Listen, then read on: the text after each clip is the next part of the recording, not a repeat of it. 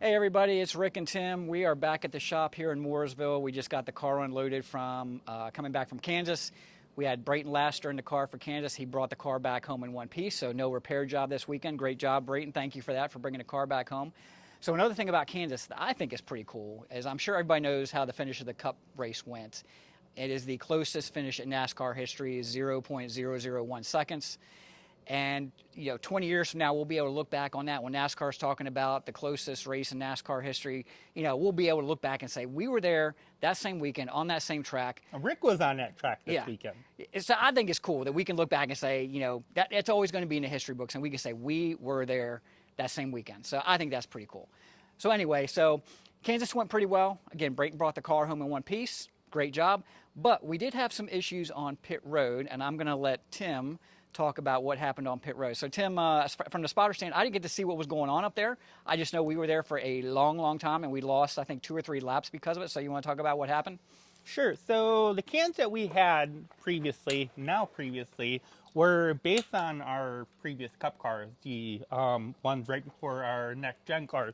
So they were originally bent really oddly, and the reason for that is because the Cup cars had no ride height rule. So the cars were slamming to the ground. So these 7.5 foot fuel men had to reach all the way down there and fuel the car. So to help with that, they gave it this angle. The other reason that it had like such a funky angle is because the closer they are to the car, the quicker the tire changer can get around them. Well, unfortunately, this weekend the cans were a little heavier and a little fuller, so it couldn't sustain the weight anymore. They've been used and abused, and so it finally gave way. So what happened was it ended up folding over. So if you go back to the proper cans right here, they have the bracing in. So we're very fortunate. SRI Performance came through today. I think that Infield Jen saw the video. Somebody previously showed her the video today. And so she said, oh, I better get these out for Tim. And sure enough, she did. And so once again, thanks to SRI Performance for coming through and having the used parts that we need. So anybody who needs used parts, that's definitely the place to go check out. All right, so other than that issue, it was a pretty clean race for us. It was a great track, a lot of fun to drive. And so now we start the process of getting ready for Nashville Fairgrounds this coming weekend. We got Rita driving Nashville.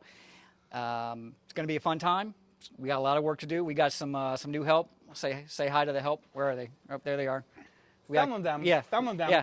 So we've been very fortunate that other people have been joining our rise, and so we'll make sure that we let you tag along with our changes that we're making this week and some of the build process going into Nashville. We're very excited for Nashville. We have some very special things going on with Rita and the National Police Association, so be sure to follow along. We'll see you next time. All right, see ya.